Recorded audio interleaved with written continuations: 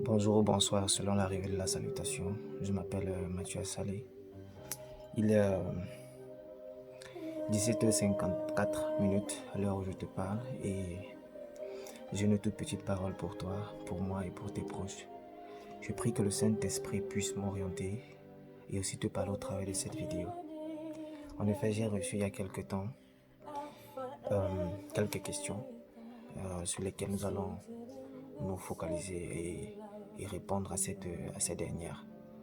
En effet, c'est subdivisé en trois principales parties, mais toutes ces questions veulent pratiquement dire la même chose. Ok, sans toutefois tarder, on va commencer avec la première question qui est de savoir comment marcher avec Dieu. Comment marcher avec Dieu. Vous savez, en ce qui concerne le domaine spirituel et le domaine physique, c'est tout à fait deux mondes différents. Mais ce qui est particulier, c'est que dans la Bible, la parole de Dieu dit, c'est Dieu qui parle, il dit à ses enfants que même la nature vous enseigne.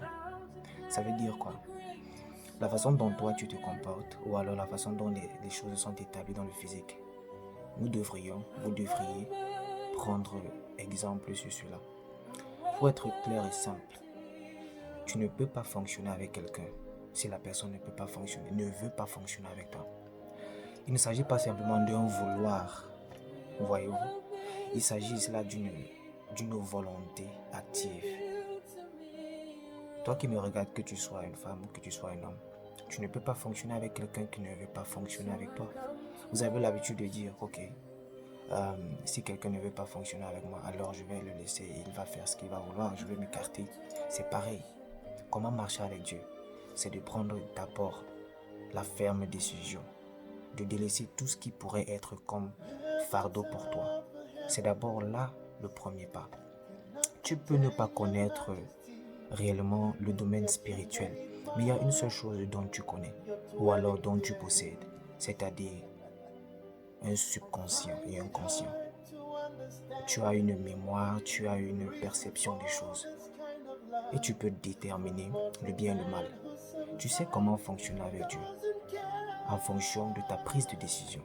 Tu ne peux pas fonctionner et tu ne peux pas vouloir marcher avec Dieu, et Dieu ne marche pas avec toi. Comment marcher avec Dieu? C'est d'abord de prendre cette décision-là. Il ne suffit pas simplement de dire Seigneur, je veux marcher avec toi. Maintenant donc, ton Seigneur, je veux marcher avec toi doit s'établir ou alors se parfaire sur tes attitudes, les actes que tu poses. Vous savez, ça semble peut-être difficile, ça semble complexe, mais ce qui est certain, c'est que si toi tu décides de le faire, tu sais que tu pourras le faire. Et la deuxième question est de savoir pourquoi la marche avec Christ semble être difficile. Comme la personne l'a dit, ça semble être difficile. Ça semble être difficile pourquoi? Parce que tu crois que c'est ton œuvre.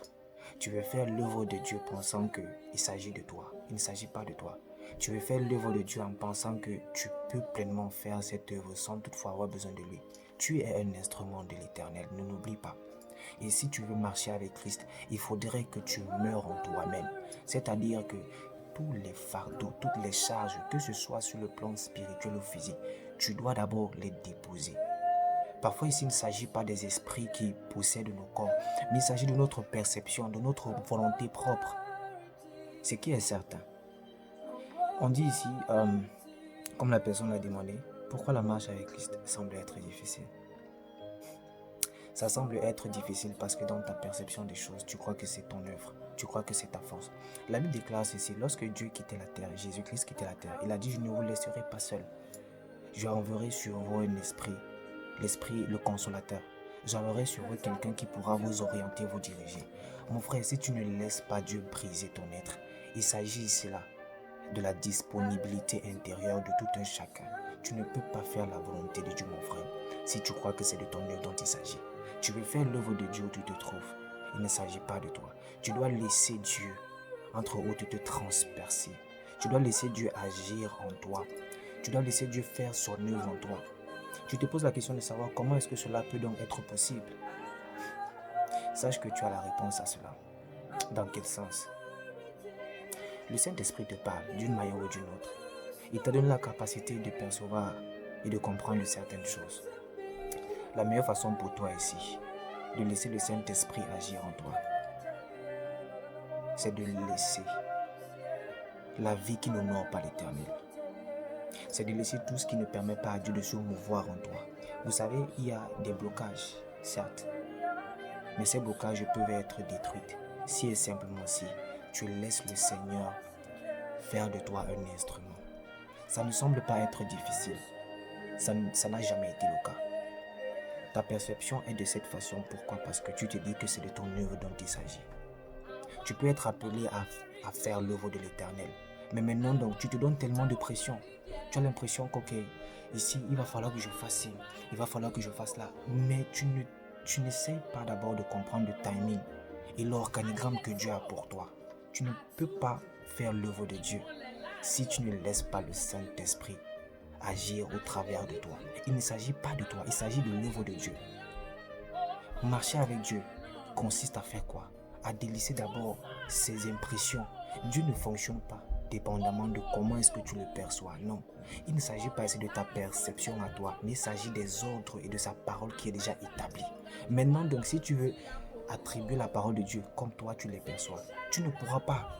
Tu ne peux pas lire un passage où Dieu te dit exactement que je n'aimerais pas que tu sois un voleur. Mais tu dis, Seigneur, si j'ai besoin de ceci, n'est-ce pas, je suis ton enfant, si je trouve, il faille que je prenne. Il ne s'agit pas de ça. Ne perçois pas la parole de Dieu comme toi tu l'établis dans ta tête.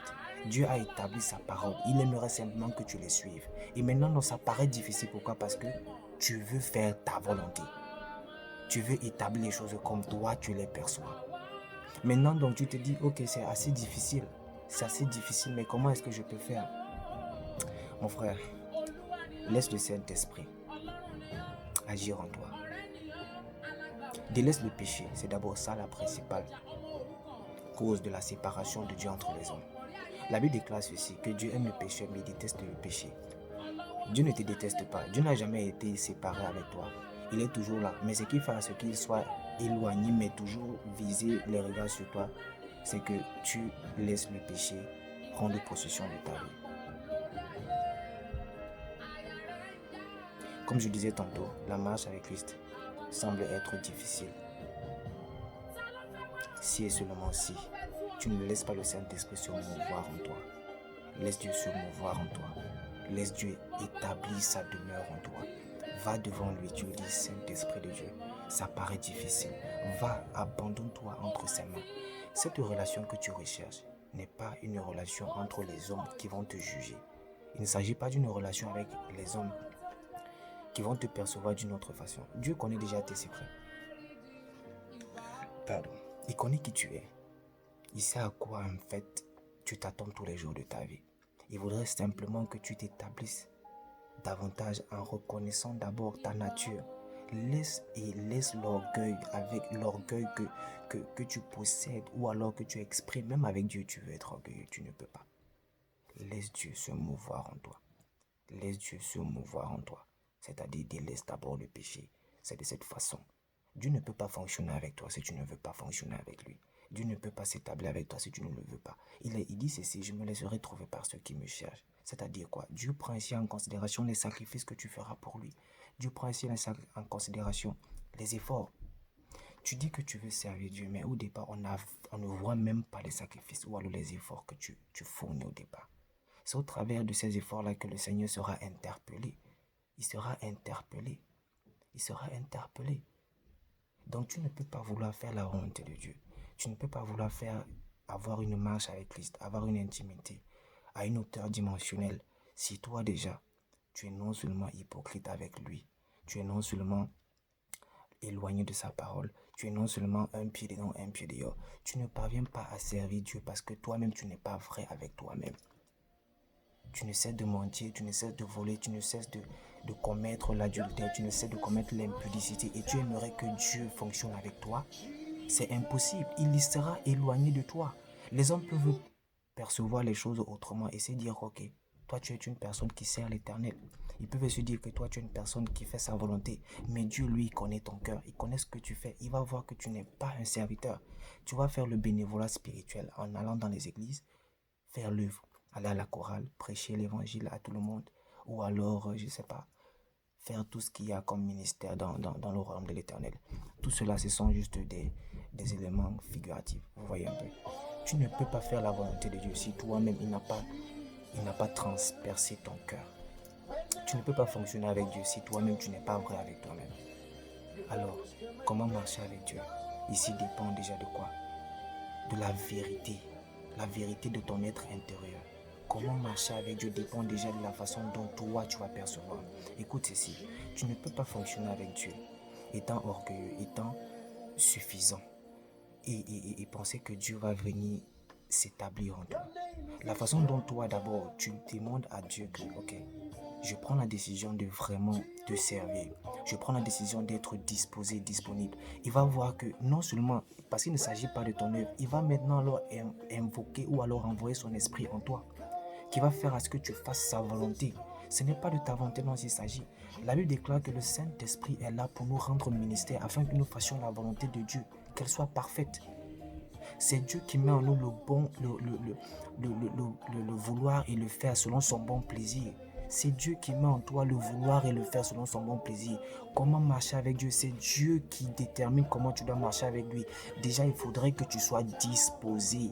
Ta disposition, la disposition, c'est pas simplement être disponible, établir une période ou alors un temps avec lequel tu vas, pendant laquelle, autant pour moi, un temps pendant lequel tu vas prier. Ce n'est pas de ça qu'il s'agit. Ici, il s'agit de quoi? Des actes que tu poses. Qu'est-ce que l'Esprit de Dieu ou alors la parole de Dieu a comme impact dans ta vie, dans ton quotidien? C'est de ça qu'il s'agit. Lorsque Dieu va voir que mon serviteur est en train d'être une personne différente, il va être interpellé, il va davantage s'établir en toi. Vous voyez, avant que le Saint-Esprit ne descende sur les disciples, qu'est-ce qu'ils faisaient? Ils servaient d'abord Dieu, ils marchaient avec Dieu, mais ils étaient insuffisants. Il y avait une insuffisance. Vous voyez par exemple l'apôtre Pierre, c'est lui qui a régné Jésus combien de fois? Mais il marchait avec Dieu. Déjà que Dieu a vu en lui cette volonté, cette disposition, cette disponibilité. Et maintenant donc, il a vu donc que parce que mes disciples sont disposés, il faille que je les aide. Qu'est-ce que tu apportes d'abord à Dieu pour qu'il puisse établir une relation avec toi? Il a dit, même quand il faisait les miracles où il a multiplié les pains et les poissons, il y avait d'abord un apport. Quel est l'apport que toi tu donnes à Dieu pour qu'il puisse établir une relation? Ce n'est pas toi qui établis la relation avec Dieu, c'est lui qui détermine. Parce que c'est lui qui met en toi son vouloir et son faire selon son bon plaisir. La Bible déclare qu'il a établi ces choses au préalable afin que nous venions simplement nous les appliquer. Ça veut donc dire quoi? Dieu a déjà établi. Il a déjà établi toutes choses et maintenant donc tu viens les appliquer. Pourquoi? Parce que tu es quelqu'un de disposé, disponible. Ta disponibilité régit dans ton obéissance.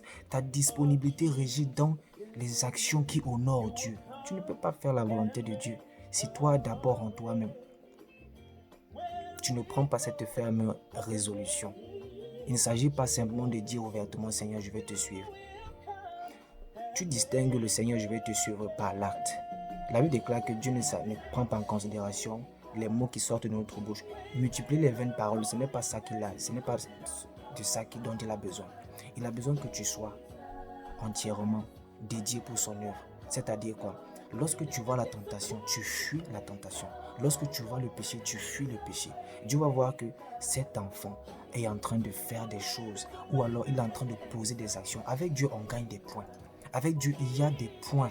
La Bible déclare que à la fin, le livre sera ouvert.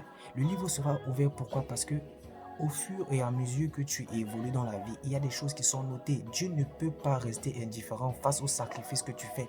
En fonction des sacrifices que tu fais, c'est comme ça que ta relation avec Dieu va davantage s'accroître et s'approfondir. En fonction des sacrifices que tu fais, c'est comme ça que Dieu va s'établir et se mouvoir en toi. Nous voyons par exemple le cas d'Abraham. Vous voyez que Dieu a pu établir ce qu'il a eu à établir avec Abraham. Pourquoi? Parce qu'en fonction de la profondeur de l'obéissance et de la perception qu'Abraham avait pour Dieu, c'est comme ça que Dieu a pu se mouvoir en lui. C'est comme ça que Dieu a pu s'établir en lui. Vous voyez un peu? Vous voyez par exemple Moïse, c'était un homme qui était bègue, il n'avait pas certaines aptitudes. Mais nous voyons ici là, en fonction de son obéissance et de la perception qu'il avait pour Dieu, raison pour laquelle Dieu s'est laissé Il a laissé à ce que son esprit puisse se mouvoir en lui. Ici, il ne s'agit pas de ta volonté, il ne s'agit pas de ton œuvre. Mon frère, sois simplement disposé à laisser le péché. Laisse le péché. Et ceci ne peut pas se faire seulement par toi. Au départ, tu vas te dire, mais c'est difficile de laisser le péché. Mon frère, tu sais pourquoi tu tombes dans le péché? Il y a une seule raison, parce que tu laisses les portes. Et comment est-ce que tu laisses les portes? Supposons par exemple l'impudicité. C'est un problème vraiment très majeur maintenant dans la vie chrétienne ou alors en ce qui concerne les jeunes. Maintenant donc tu as quelqu'un que tu sais qu'à chaque fois que je rencontre cette personne, je suis en train de commettre l'impudicité. Pourquoi est-ce que tu permets alors que cette personne et toi vous rencontriez dans des lieux intimes? Tu es en train de laisser des portes.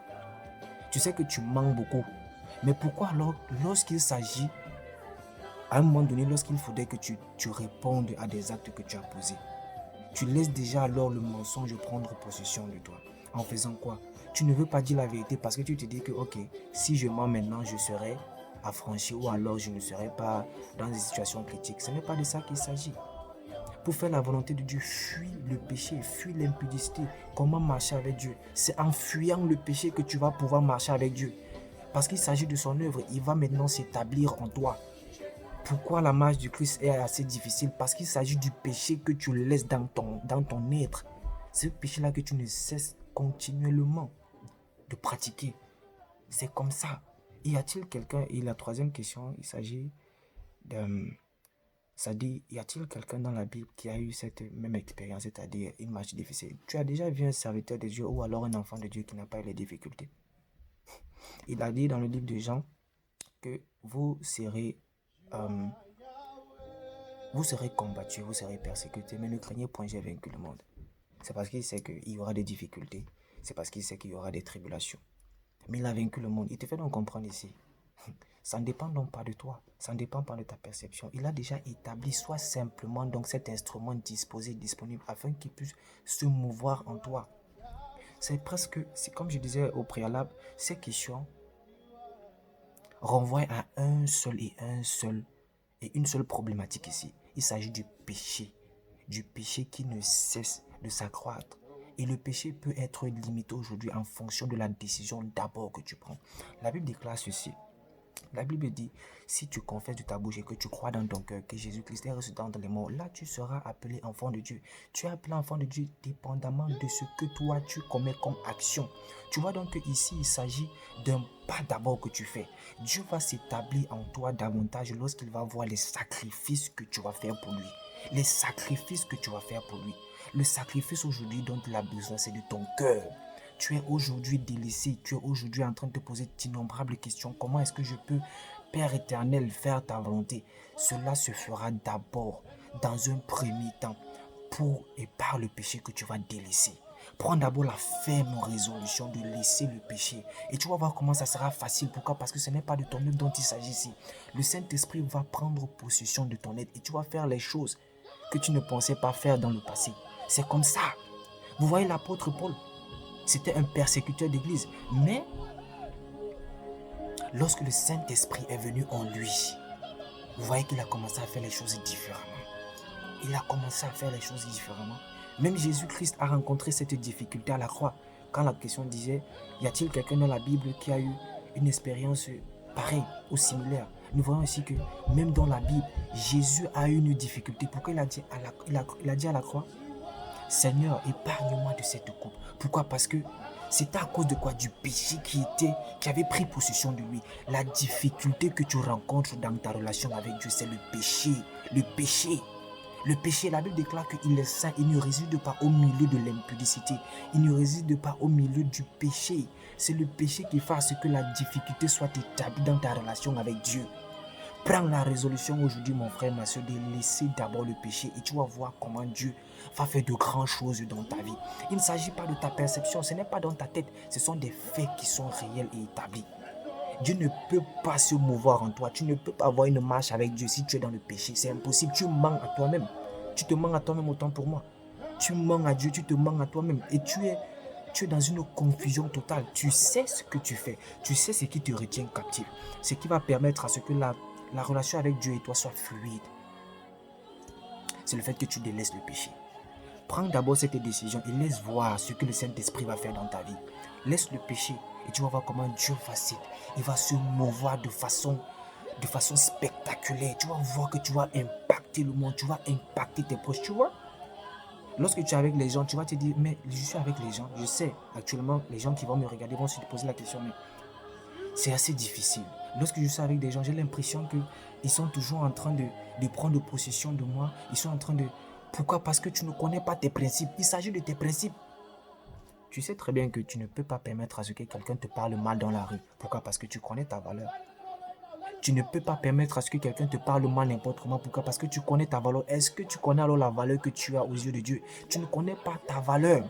Tu ne connais pas donc ton identité que tu as étant enfant de Dieu. Si tu sais que je suis un enfant de Dieu et dont l'impudicité ou alors le péché ne doit pas prendre possession de ma vie, à cet instant où tu as cette perception, tu verras que lorsqu'il y aura une tentation ici, même d'abord tes gardes seront au devant, ils seront vraiment établis. Et tu vas voir que s'il y a le péché qui vient, tu auras ce dégoût. Pourquoi? Parce que tu connais l'identité que tu as. Si tu n'as pas encore perçu ta nouvelle nature comme quelque chose de réel et de rationnel, tu ne pourras pas servir Dieu. Que dois-je faire pour rendre ma marche avec Dieu plus solide et efficace?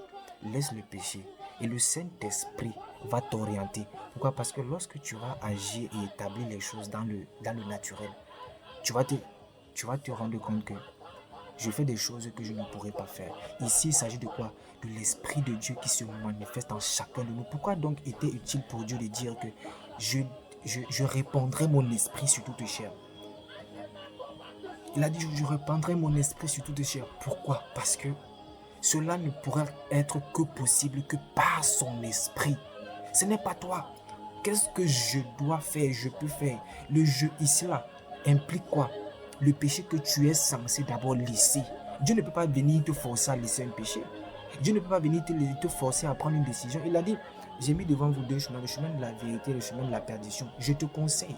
Ça veut dire qu'il y a un respect d'abord pour ta personne. Il y a ici là un respect pour toi que Dieu est en train de te faire comprendre. Raison pour laquelle il te donne l'aptitude de prendre les décisions. Mais il est toujours un Seigneur et un Père qui aime ses enfants. Raison pour laquelle il a dit, je te conseille le chemin de la vérité et de la vie. Mon frère, que dois-tu faire pour rendre ta marche chrétienne ou alors ta marche avec Dieu plus solide et efficace? Délaisse le péché.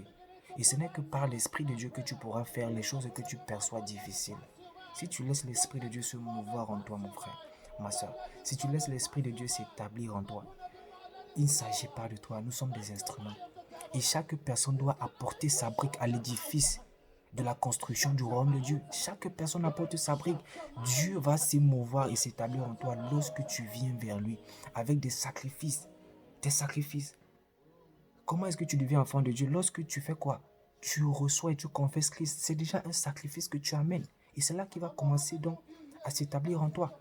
Comment est-ce que le Saint-Esprit a pu descendre sur les apôtres et les disciples? Ils faisaient quoi? Ils priaient et ils étaient autant pour moi continuellement dans la présence de Dieu.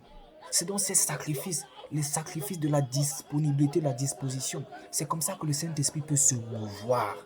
Mais si tu n'es pas disposé, mais si tu n'es pas déjà en train de prendre cette résolution de laisser le péché, mon frère, j'aimerais que tu perçoives cela de façon très simple.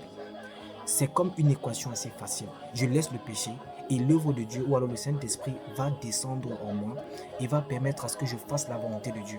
C'est lui qui établit en toi le vouloir et le faire selon son bon plaisir. Ce n'est pas toi qui dis, Seigneur, je vais aller évangéliser pour ton œuvre. Ce n'est pas toi. Tu pars là-bas, on va te tuer peut-être. C'est Dieu qui doit te donner les instructions. Ce n'est pas toi qui donnes les instructions à Dieu. Tu es un instrument et non l'instrumentiste ou alors l'instrument, je ne sais pas trop. C'est toi qui te laisse être orienté et dirigé. C'est toi. Maintenant donc, sois ce vase-là que Dieu va mouler. En faisant cela, c'est-à-dire quoi? Tu laisses ta personne entièrement entre ses mains. Aujourd'hui, la décision que tu dois prendre, c'est de laisser le péché. Toutes ces questions qu'on a pu évoquer aujourd'hui ne pourront être possibles Ou alors ces réponses pourront être effectives dans ta vie si tu laisses d'abord le péché. C'est d'abord cet acte. Parce que la Bible déclare, et même, il y a un adage humain qui dit, la nature même a horreur du vide. C'est-à-dire quoi? Si tu laisses le péché à cause de Dieu, il est impossible que l'esprit contraire à la volonté de Dieu puisse s'établir en toi. Pourquoi? Parce que si tu laisses le péché pour la cause de Dieu, alors l'esprit de Dieu descendra en toi. Pourquoi? Parce que l'acte que tu as posé est proportionnel à la volonté de Dieu. L'acte que tu poses, c'est-à-dire de laisser le péché, est proportionnel à la volonté de Dieu et il est simplement logique et rationnel que c'est son esprit qui descend en toi. Tu ne peux pas laisser le péché et les esprits sataniques viennent dans ta vie. C'est impossible. Tu laisses le péché. Pourquoi? Parce que l'action de laisser le péché est proportionnelle à la volonté de Dieu. Et ainsi, si tu fais la volonté de Dieu, c'est son esprit qui descendra dans ta vie et pourra agir au travers de toi pour la gloire de son nom. C'est comme ça que ça se passe. Si tu laisses le péché, c'est automatique. Tu laisses le péché, pourquoi? Parce que tu connais ton identité en tant qu'enfant de Dieu. Tu ne peux pas laisser le péché. Et les œuvres sataniques encore aident de l'effet dans ta vie. C'est impossible. C'est impossible. Tu laisses le péché, c'est-à-dire tu te laisses le monde satanique. Tu laisses la volonté du diable pour faire la volonté de Dieu. Si tu laisses le péché, il y aura peut-être un vide. Mais ce vide sera comblé pour et par l'Esprit de Dieu. Pourquoi? Parce que c'est en fait un appel. Le fait de laisser le péché est un appel que tu fais à Dieu. Quand tu laisses le péché, tu appelles Dieu, tu amènes tu appelles en fait, je dirais ici, Dieu à avoir son attention sur toi. Le fait de laisser le péché attire et appelle la volonté de Dieu dans ta vie. Le fait de laisser le péché appelle ici quoi? La plénitude de Dieu prend de possession de toi. Ici, il s'agit de quoi? Laisser le péché. Laisser le péché, ça veut dire aussi mourir en sa chair. Pourquoi? Parce que lorsque tu ne mets pas en ta chair aura le dessus sur toi. Et si la chair a le dessus sur toi, tu feras les plaisirs de la chair, entre autres, ce qui est égal à quoi? Le péché. Laisser le péché ici, là, c'est aussi faire la volonté de Dieu. J'espère que tu es béni au travers de cette vidéo. Vous savez, si déjà tu as pu te poser ce genre de questions, ou alors tu as des impressions, ou alors des questionnements pareils concernant ta vie, sache que tu es un bien-aimé de l'Éternel. Parce que le diable ne pourrait jamais établir en toi ce genre de pensée, c'est-à-dire avoir ce genre de conscience. Qu'est-ce que je dois faire pour avoir une meilleure relation avec Dieu? Si tu as ce genre de pensée, sache que le Seigneur veut déjà établir sa volonté dans ta vie. Il voudrait quoi? Il voudrait que tu puisses, mon frère, ma soeur, donner entièrement ta vie dans ses mains. Laisse le péché, laissons le péché. Tu as cette perception ou alors tu vois les choses de cette façon parce que Dieu, par son esprit, est déjà en train d'agir. Tu vois que c'est déjà au départ une sorte de manifestation de l'esprit de Dieu. Parce que l'esprit satanique ne va jamais venir te dire pourquoi est-ce que ta relation avec Dieu est mauvaise. Parce qu'il sait que si tu te questionnes de cette façon, ça attirera en toi une prise de résolution qui n'honore pas non seulement sa volonté et aussi ce qu'il veut faire dans ta vie. Si tu as des questions pareilles, ça veut dire que ce sont des questions vraiment qui viennent de l'Éternel et qui t'interpellent petit à petit. Mais je prie à l'instant où tu te trouves que tu reçoives le discernement par l'Esprit de Dieu. Je prie que toutes sortes de principautés sataniques qui voudraient te rendre captif ou alors tout pouvoir qui veut assujettir ta vie. Je prie que le Saint-Esprit te localise maintenant afin de te délivrer complètement au nom de Jésus. Reçois la restauration totale et le discernement, la force. Je t'encourage en ce matin ou alors en cette soirée, dépendamment de l'heure à laquelle tu vas voir cette vidéo. Je t'encourage à prendre cette résolution de laisser le péché. Mon frère, l'heure est grave. L'heure est grave. C'est-à-dire où tu dois prendre cette résolution le plus tôt possible. Ceux qui nous ont quittés hier, aujourd'hui et qui nous quitteront demain, nous ne savons pas à quelle heure notre heure viendra. Mais le plus important ici, c'est de rassurer notre âme. Prie pour ton âme, prie pour tes siens, prie pour ta vie. Laisse le péché. Tu ne peux pas vivre avec Dieu, tu ne peux pas faire sa volonté si constamment tes impressions ou alors tes sentiments sont sur autre chose. Tu ne peux pas aimer quelqu'un de façon rationnelle, de façon logique. Tu ne peux pas aimer ta femme, ton mari, si déjà tes pensées sortent sur une autre personne. Toi, tes pensées sont sur Dieu. Il va faire à ce que tu l'aimes davantage. Nul ne peut venir à Christ si ce n'est le Père qui l'attire. En te posant déjà cette question, c'est un appel que Dieu t'a fait. En te posant ces questions, c'est déjà Dieu qui est en train de t'attirer. Et maintenant, donc, tu as l'impression que c'est difficile. C'est pas difficile, c'est juste le timing et le tempérament que Dieu a établi depuis. Cela est possible. Et cela ne fonctionne pas dépendamment de comment toi tu perçois ça. Le fait de te poser déjà ces questions, c'est un appel. Et c'est progressif. Dieu n'est pas là pour utiliser la force. Son esprit est doux. Son esprit est léger. Son joug qu'il est léger, il est là pour se mouvoir en toi. Laisse le Saint-Esprit te visiter. Laisse le péché. Tu vas voir que tu seras une plateforme où le Saint-Esprit pourra se mouvoir. Ici, là, toutes ces questions renferment quoi? L'abandon du péché. Parce que ce n'est pas de ton œuvre dont il s'agit ici là. Raison pour laquelle lorsque tu délaisseras le péché, c'est le Saint-Esprit qui va te guider. Moi, je ne peux pas te dire les choses que je vais inventer. Je te dis pourquoi, parce que tout cela sera possible simplement si le Saint-Esprit déjà se manifeste en toi. Je bénis le Seigneur pourquoi, parce que je n'avais pas vraiment prévu faire une vidéo pardon, de près de 30 minutes. Mais je prie et je pense qu'au travers de cette vidéo, tu pourras percevoir les choses autrement. Que le Seigneur te bénisse où tu te trouves. Et que sa volonté ne cesse de